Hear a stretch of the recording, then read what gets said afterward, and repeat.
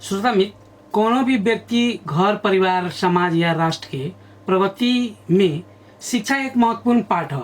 यदि ये बात पर व्यक्ति घर परिवार संस्था समय पर ध्यान न दी तो आने वाला भविष्य सबके खातिर दुखदायी बन सकत बा।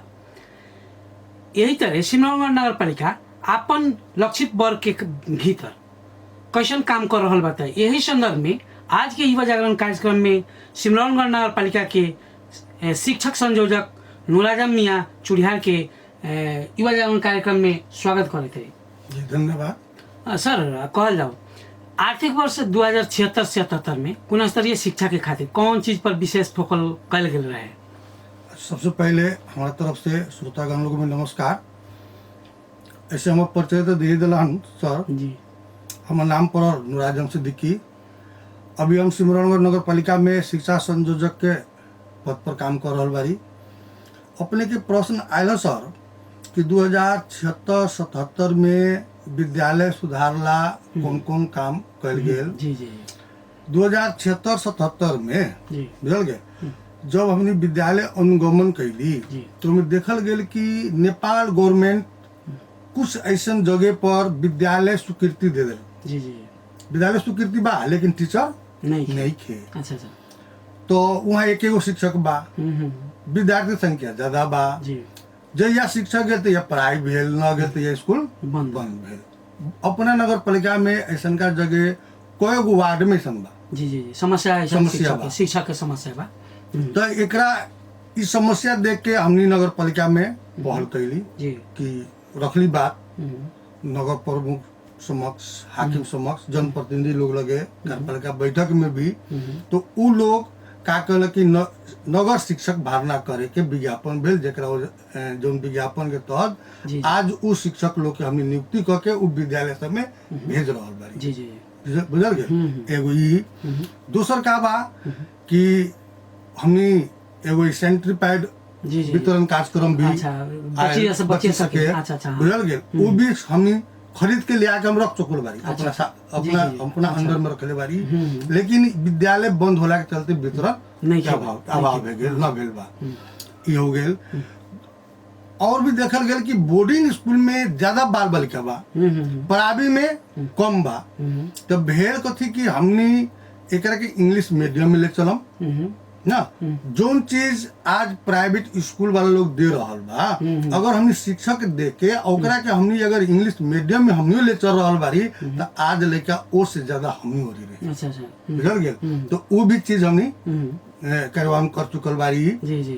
अब ई बंदी की वजह से उ चीज अभी हमके रुकल बा। जब स्कूल खुली पाठ्य पुस्तक अधिकांश हमने सके इंग्लिश मीडियम में 1 से लेकर 3 तक अभी हमने लागू कर लिया। बुझल गेल। ई बा। दूसरा हमने का देख ली बैठे के व्यवस्था। बुझल गेल। भौतिक पूर्वाधार में लेगा सके बेंच डेस्क। तो जहाँ जहाँ अभाव भेल नगर पालिका से बेंच डेस्क वितरण हर एक विद्यालय में जितना पहुँच भेल पुरावल गेल। अभी नया युग में देखल गेल कि कंप्यूटर बुझल गेल। तो इंटरनेट के तो हेड सर लोग के बुला के अपने कंकाली स्कूल में 15-20 दिन के तालीम भी देवल गेल कंप्यूटर के, ताकि 15-20 दिन के तालीम दे के कुछ लोग के भी वो प्रति अथी कल गेल, जागरूक कल गेल। सर तेका जगह हम अपने तरफ कहते जैसे भौतिक पूर्वाधार में अपने कहलिए जे अब मतलब कि जहाँ बेंच डेस्क रहे वहाँ रहे, जहाँ शिक्षा के अभाव रहे वहाँ शिक्षा आपूर्ति करे ना। एक बाद में इंटरनेट संबंधी मतलब कि कंप्यूटर संबंधी ट्रेनिंग देवल गेल 76-77 के अथी में ना। एक बाद में इंटरनेट भी विद्यालय सब में जड़ान भेल। इस सब चीज माने सब चीज कर देला के बाद में का परिवर्तन नतीजा का है? इंटरनेट तो लागल बा लेकिन इंटरनेट से वो लोग कैसे किस्म के बाल बालिका में फायदा कथी हो रहा बा उसे? अभी देखो जी अभी के परिस्थिति में जी कि जैसे अभी स्कूल हमने के बंद रहलक कोविड के लेके ना। नेट होला के वजह से का भेल कि जैसे यूट्यूब पे का भेल कि पढ़ा के यूट्यूब पर रखल गेल। चाहे जोना लेके लगे उसन सुविधा बा ऑनलाइन के ओकरा के भी अध्ययन अध्यापन को सहयोग भेल। ऐसा मतलब कि के शिक्षक जैसे सर ये सब चीज प्राइवेट में ना मावी में भेल। अच्छा अच्छा मावी मावी के वाला शिक्षक लोग ऑनलाइन में क्लास यही अपने ही के बादल एफएम से बुझल गेल एसई एग्जाम के भी तैयारी अच्छा अच्छा हमनी सब डायरेक्ट प्रसारण से ई तो बादल एफएम के बात भेल सर जी तेकर देर बादल एफएम ई स्कूल बंद होला के जी जी जी ई बादल एफएम में मतलब कि ऑनलाइन क्लास चलल ट्यूशन सेंटर वो तो ठीक बा लेकिन विद्यालय में इंटरनेट जना भेल तो कथी लड़का सबके कथी फायदा भेल विद्यालय में इंटरनेट जरान होला से अभी लड़का सबके पहुंच तकले जौन चीज होए के चाही कि हर एक रूम में चाहे नेट से अथी होको वहां तकले उतना सामग्री भी हमनी के नहीं खे अच्छा अच्छा आ उतना पहुंच तकले कि अगर मान लो जाओ हमनी सब हर एक रूम में चाहे क्लासरूम में ओकर होए के चाहे ओकर व्यवस्था उ अभी तक अभी तो जोड़ाइले ही सिर्फ भेल जैसे ऑफिशियल काम में चाहे और मार्कशीट में ये सब में लेजर में या और सब डॉक्यूमेंट पठावे के लियावे के ई सब कारोबार में अभी चल रहल बा लेकिन अध्ययन अध्यापन में जो उनकी स्कूल सब में होए के चाहे ओसन का अभी तक लोग व्यवस्था कुल मिला के कहल जाए तो मतलब कि लेकिन वो भी प्रोसेस में हमने जी कुल मिला के कहल जाए तो जैसे इंटरनेट जनरेशन से ऑफिशियली काम भी हो रहा है वो ऑफिशियली काम में शिक्षक लोग के सहयोग हो रहा है विद्यार्थी के कोनो खास अभी ना वो लगा क्लास में अभी कोनो खास अथी नहीं है ओकर व्यवस्था में हमनी लागल बारी कैसन का हो कि यू नेट से जैसे अब नेपाल गवर्नमेंट भी फ्री में भी इंटरनेट सब व्यवस्था हो रहा बा आजे के हम कहते रही कि आयल मैसेज कितना विद्यार्थी संख्या बा कितना रूम बा ओसन का किस्म के डॉक्यूमेंट हम पठावेला देवेला समूचा ओकर मांग भेला हमनी से दे रहल जी तो उस चीज आई तो हमनी रूम में ओसन का चीज के व्यवस्था हमनी करम जैसे लेके के भरपूर जी ई तो भेल सिमरौनगढ़ नगर पालिका के शिक्षक संयोजक के ऑफिस में होए वाला पठावे वाला काम जोन की नेट जरान रही तो ऑफिस में डाटा जब भी मांगी तो ऑनलाइन पठावल जाए सबके ई बात बा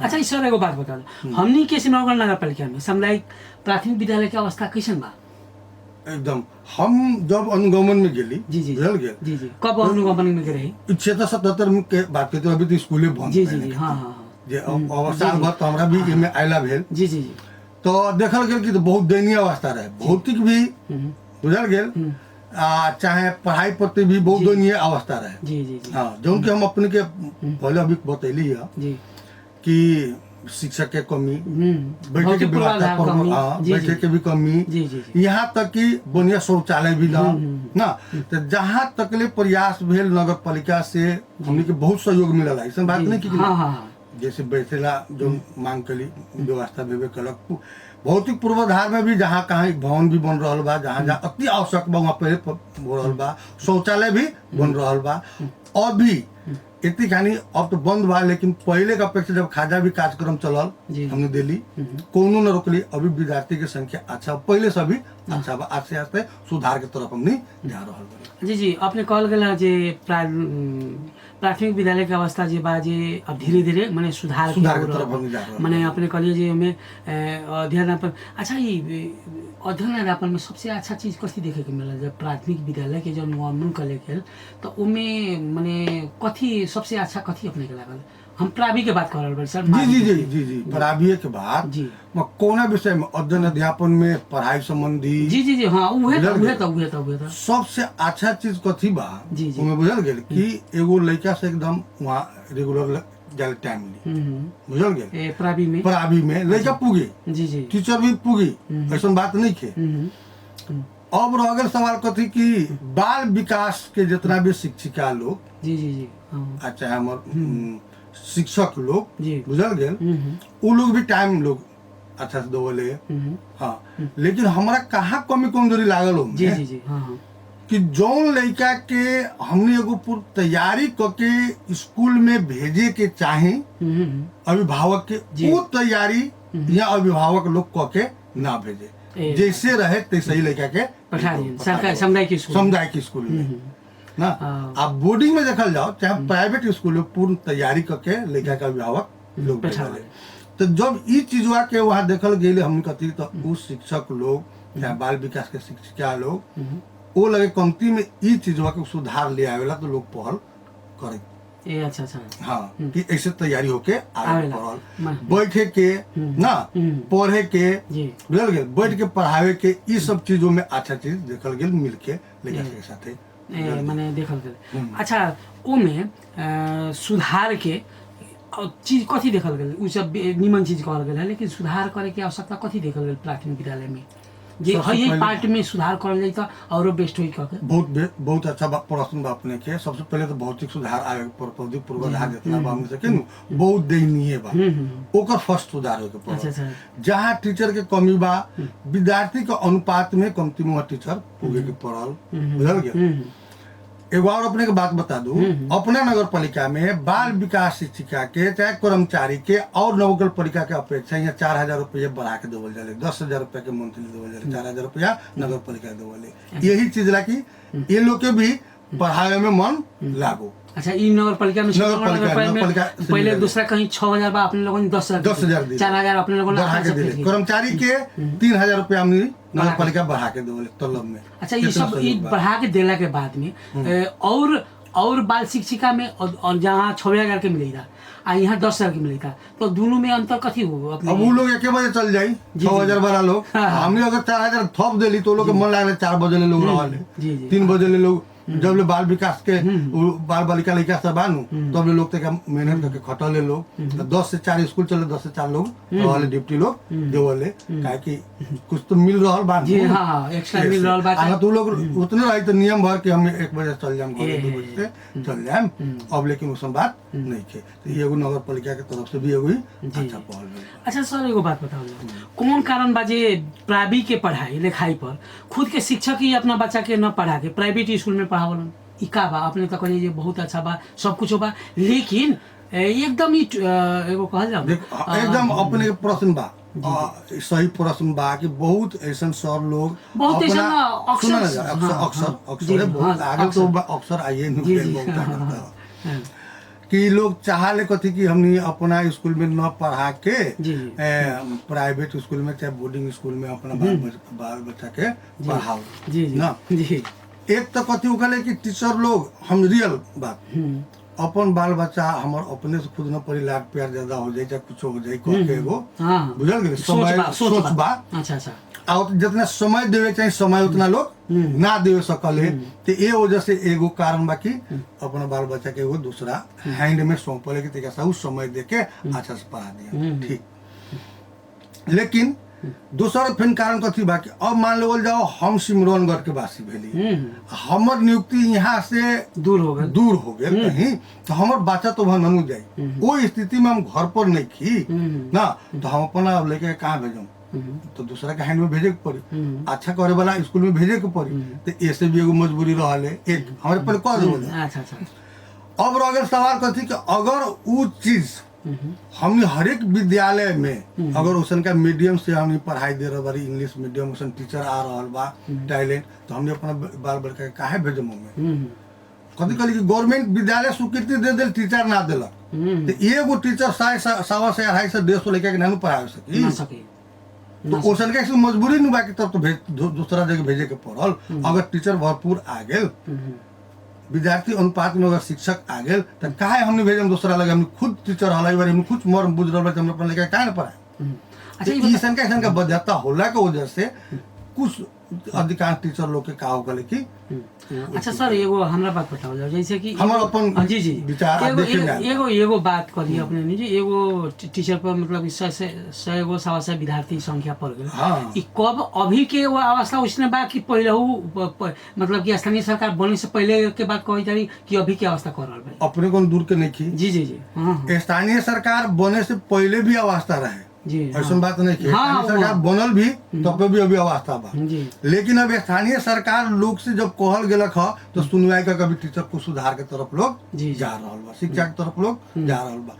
अगर ये स्थानीय सरकार की देर बा कि टीचर के भार ना करे के, भौतिक पूर्वाधार में लगानी लगावे के, शिक्षा में लगानी लगावे के, तो वो से पहले से अपेक्षा अभी सुधार के तरफ आस्ते आस्ते आस्ते कदम जा रहा बा। एक बैग अब चाहे पूर्ण रूप से सुधार हो तो वो भी चीज अभी नहीं के, लेकिन बढ़ रहल बा आदमी बढ़ रहल बा। शिक्षा के तरफ बढ़ रहल बा, मतलब कि नगर पालिका टीचर नियुक्ति करे में माने अग्रसर दिखा रहल भौतिक निर्माण करे में चाहे जोन भी हाँ, उ सब शिक्षा में के सुधार माने करे में शिक्षा के लगानी लगा रहल बा। सर एगो बात पर हमनी के प्रश्न लगा कथी कि टीचर लोग अपन खुद के मतलब कि सरकारी स्कूल में ना पढ़ा के गैर प्राइवेट में बोर्डिंग कौन हम अच्छा, ये बोर्डिंग भाषा हाँ, में, तो बोर्डिंग में माने पढ़ावल जाला। हाँ। अच्छा ये बताओ सर, अपने कहलिए जे दूर के सब टीचर तो दूर नहीं थे, लेकिन दूर चलियो जाई तो मान ली तो मतलब कि जवना जिलंग बा उलंग के सरकारी स्कूल में बैठावे के चाहिए, तो फिर भी उ सरकारी स्कूल में ना बैठा के बोर्डिंग में ये सब देखल गइल बा।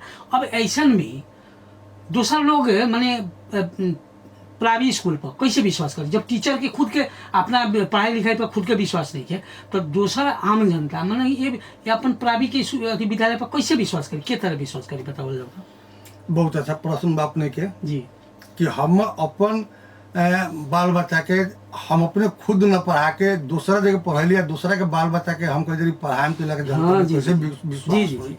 हम अपने कथी तर्क दिले रहिए एगो कि अपन बाल बच्चा लगे हम उतना समय अगर न दे सके तरी घर में, चाहे लाड प्यार से चाहे न पढ़ सके चाहे हम दूर चल गए तो भेज देते रही, लेकिन जौन शिक्षक स्थानीय बा लोग आ वो तई खटैता बुझल गेल, तो उनकर बाल बच्चा के अगर दूसरा जगह जा रहा बा तो ई गलत चीज भे गेल। जैसे हम बतवते रही कि हम सिमरनगढ़ के भेली, हम हाई स्कूल में पढ़ते रही, हमार बाल बच्चा दूसरा जगह जाओ तो ई गलत हुई। अच्छा सर देखल जाओ गलत तो एकदम सही बात, हम पक्ष वाला बात ना। जी जी हमारा दायित्व का बने था कि हमारे बाल बच्चा हमारे स्कूल में पढ़ो ताकि और सर एकदम ई तो एकदम ठोकुआ बात बानू जे शिक्षक बानू खुद के अपन माने जे में पढ़ा रहल बड़ा उनमें नहीं के पढ़ा रहल न, तो ई गलत लोग करियो गलत देखा जाओ जब गलत जी जी देखा जाओ शिक्षक संयोजक के नाता से जब ऐसा चीज गलत हमारा मिले के पड़ल कि हाँ नियम आवे के पड़ल चाहे बनावे के पड़ल कि अपन टीचर के चाहे जन प्रतिनिधि लोग अपने नगर पालिका में अपने स्कूल में पढ़ाए के पड़ल के नियम बना के दी सर कैसा के नियम स्थानीय सरकार बा नियम बनाए का ना अपने वैसा नियम अपने कि स्थानीय सरकार में हमारा नियम बनावे वाला तो नहीं है, लेकिन अपने स्थानीय सरकार का अगर अपने प्रस्ताव रखा बुझल गेल स्थानीय सरकार का अगर हो तो एकदम डिमांड क्या है अपना जे शिक्षक जहाँ कार्यरत हो स्कूल में पढ़ाए के पड़ी हमने जन प्रतिनिधि अपने प्रस्ताव रखा नगर पालिका ना स्वीकृत कई बार इस बात भेल दूं सोचे बात होके रह जाले कार्यान्वयन रूप आवे के पड़ल नू कहे के पड़ल नू वो में लिखित रूप में दिया बा सर पालिका के प्रमुख के एकरा बाद में लिखित नहीं लगा बैठ के बात आयल नू तब कई बार कार्यपालिका बैठक में भी बात आयल इलाका नगर शिक्षा समिति के भी बैठक में में भी बात आयल बुझल गेल। लेकिन अभी हमने क्या देखल गेल कि हमने जोन जोन अभाव चीज ओकरा के पहले पूरा करू तो एकरा पर ले आवल जाई। जी जी जी अच्छा यो चीज ले आवे वाला लोग बा, ऐसा बात नहीं है कि ना सब लोग के मेंटालिटी में बाकी जौन शिक्षक जहाँ कार्यरत बा अगर उनकर बाल बालिका वो स्कूल में पढ़ाए के पड़ल अंत ना भेजे के पड़ल दूसरा जगह भेजे के न पड़ल जहाँ तक शिक्षा हासिल बा। जी जी लेकिन जो शिक्षक के बात में कही दे सर जन प्रतिनिधि लोग भी जी जी हाँ तो लोग भी तैयार बा एकदम उन्होंने निकाय के कारण को प्राइवेट में उनकर बाल बच्चा पढ़ी तब उनको चाक रही सबके ऊपर ध्यान रही एकदम यही से भेल कि पहले हम पूर्वाधार से जितना कमी कमजोरी पहले ओके पूरा करू तब एकरा के अहम से नियम में लाओ। जी जी अच्छा ये बताओ जी जी ऊपर भी एकदम एकदम ये सबसे पहले अपने लोगों ने ध्यान देवे के पड़ी आय पर कार्यान्वयन करे के पड़ी तभी जाके दूसर गोड़ा विश्वास करे। जब अपन घर पर अपने खुद ना विश्वास है दूसरे के विश्वास कर सके। अच्छा ये बताओ सर नेपाल सरकार के निर्देशन बाकी आधारभूत तौर के विद्यार्थी सबके स्थानीय मातृभाषा में अध्ययन अध्यापन करावे के ये चीज कितना व्यवहार में लागू बा? ये तो बहुत लागू बा व्यवहार में बहुत लागू बा, लेकिन अब कथी बा कि पाठ्य पुस्तक जोन बा नु जी जी जी कैसे हमने से के बा कि इंग्लिश मीडियम में होके के चाहिए ज्यादा लोग के इंग्लिश मीडियम चाहे बोर्डिंग तरफ बात इंग्लिश मीडियम में आयल, लेकिन इंग्लिश टू इंग्लिश तो बच्चा तो ना बुझी तो ओकरा के अपना मातृभाषा में ओकरा के बुझावल जाई आ 1 से लेके 3 क्लास तक ई भाषा में लगभग मातृभाषा में हमने तो बहुत हद तक ले जा सके ही पढ़ावले ही जाले चाहे बुझावले जाले, लेकिन ओकर पाठ पुस्तक एगो करिकुलम सफाई जोन होय के चाहिए ना ओसन का किस्म से पूरे नहीं खे, लेकिन एगो किताब मातृभाषा क के एगो बा। इससे पहले हमने सके ई चीज ला कॉले रहस कि पूरे 1 से लेके 5 क्लास तक ले हो सके कि पूरे ई मातृभाषा के ही करिकुलम लागू हो जाए, बुझल गेल। ई बात रखल गेल, मीटिंग भी भेल हमनी प्रो लोग के।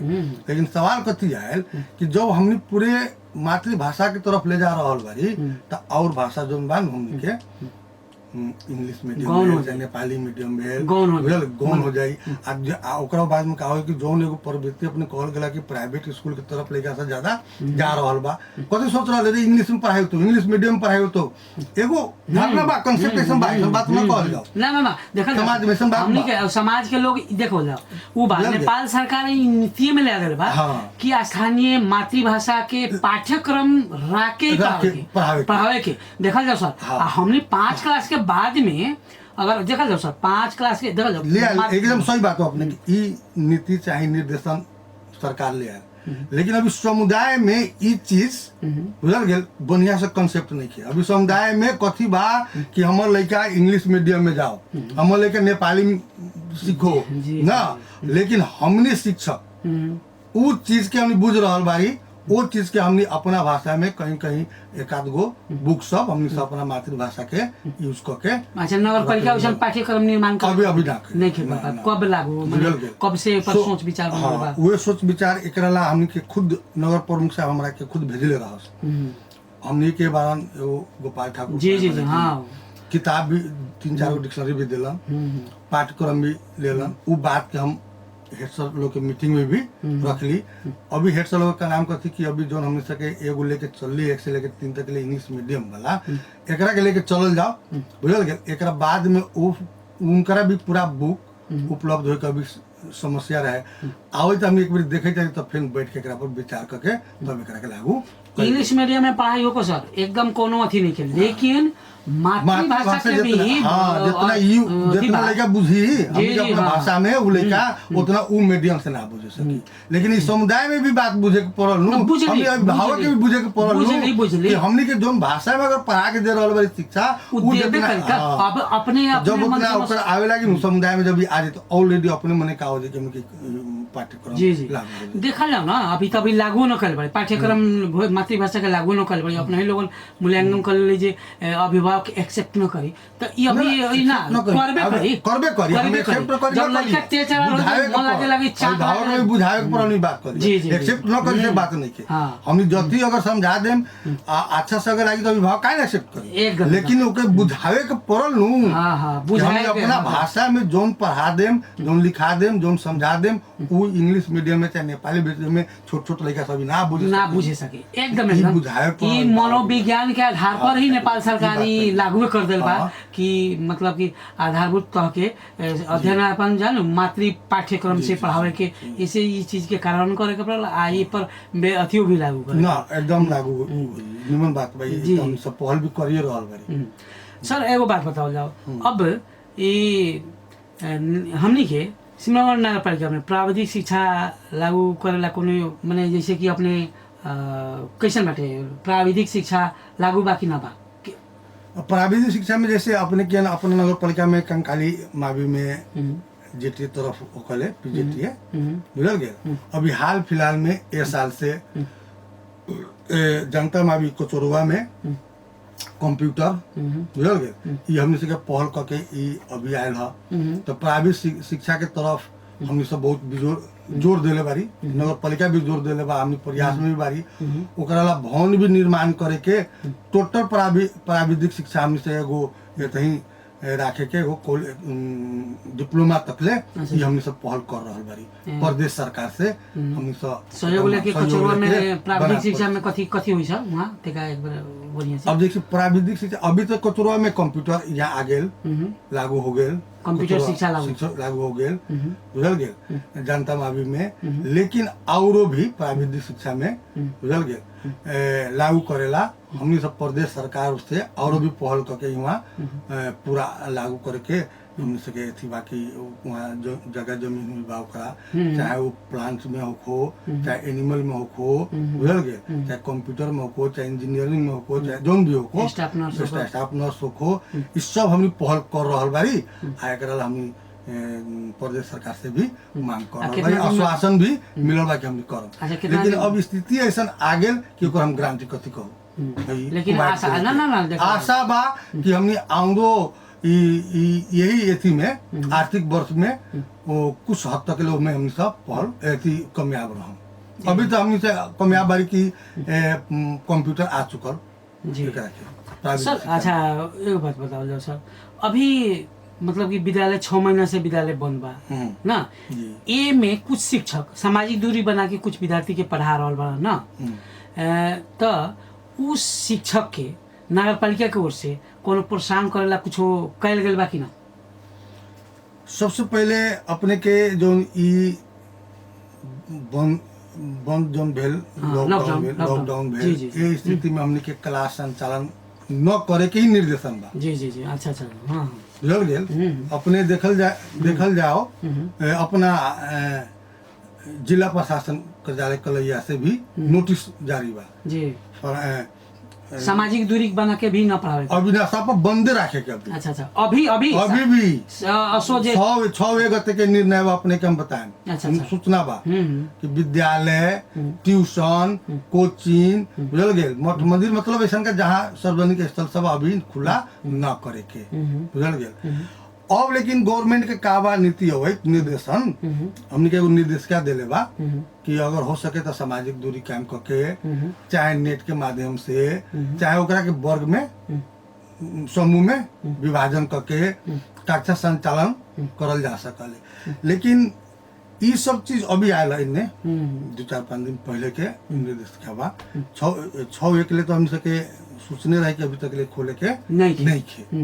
लेकिन कब आएला जे अब सामाजिक दूरी के ये आयल भल आयल तो अब एकरा पर पहल हो रहल बा बुझल गेल कि ई हमनी सक्सेस कहाँ तक ले होकम। अब रह गेल कहती कि हाई स्कूल में इतना ना विद्यार्थी संख्या बा कि ई चीज हमनी फेस टू फेस अभी के माहौल में संभव नहीं खे बैठ के जे लेखा जी, जी, जी। क्लास चलावल जाओ जी, ना तो अगर सोच बन रहल बा कि एकरा कैसे हमनी संचालन करू कोना कोना वर्ग में केला समूह में डिवाइड करके चलाऊ।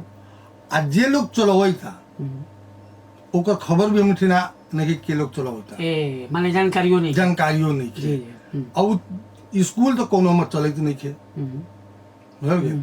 ट्यूशन में चलवत हुई लोग चाहे अपना कोचिंग में चलवत हुई चाहे प्राइवेट के ये स्कूल मतलब की जानकारी अपने के नहीं के। अच्छा अंत में हमनी अंतिम में बात बड़ी जी अब विद्यालय बंद रहला पर एगो अपने भी गार्जियन बाड़ी जी ना जी जी विद्यालय बंद रहला पर जैसे बहुत गार्जियन स्कूले पर निर्भर बा कि ना, ऐसन में अभिभावक लोग बंद अभी भी बंदे बा तो बंद के क्रम में एगो अभिभावक के ओर से शिक्षक संयोजक के नाता से ना एगो अभिभावक के अपना बाल बालिका के माने लड़का सके के तरह बंद के अवस्था में के तरह माने रेख देख करे के चाहिए अपने के विचार में।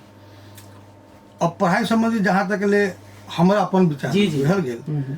सबसे पहले तो अगर हम एगो शिक्षक बारी चाहे हम पढ़ल लिखल जोना भी घर में बा कमती में अपना बाल बालिका के जी घर में भी तो हमने ओकरा के गाइड कर सकते तरी पढ़ा सकते तरी सुबह शाम ताकि ओकर कंटिन्यू बन जी जी जी ना गार्जियन का अभिभावक के नाते एगो ई हो गेल। हमने शिक्षक के दायित्व कथी बा कि अगर जोना बस्ती के हम बारी अगर 10 गो 15 गो लड़का बा तो ओकरा के हमनी सामाजिक दूरी कायम करके एगो ट्यूशन टाइप के ओकरा के हमेशा पढ़ा सकते तरी बुझल गया। अच्छा एगो शिक्षक के एगो मतलब अभिभावक के नाते अगर अपना बाल बालिका के बुझल गेल जितना अगर हमार होमवर्क बा चाहे पढ़ाए वाला जितने और जानकारी बा इतनो तो कह सके कि संजिया भिनैया बोरे बैठ के पढ़ ओकरा के पढ़े तो गाइड कर सके टाइम हो गया बैठ पढ़ सवेरे के चाहे शाम के चाहे जब भी कुछ समय हमने के बाल बच्चा निकाल के देवे के पढ़ल ताकि उ लड़का एकदम पढ़ाई से उ अथी ना हो ओकर लगन से तो लागले रहो पढ़ाई प्रति उ आकर्षित रहो। हमने अभिभावक के कोई दायित्व बा इतना चाक करे के पड़ल। अभिभावक लोग भी कोनो काम में ना हुई घरे में लोग लॉकडाउन बा बाल बालिका भी लॉकडाउन बा बाल बच्चा भी हमसे घरे में बा तो इतना बैठ के हम ना कर सके हम नहीं कुछ हमारा हो हम पढ़ रहे नहीं की लेकिन लड़का के तो बैठा सकिले नु।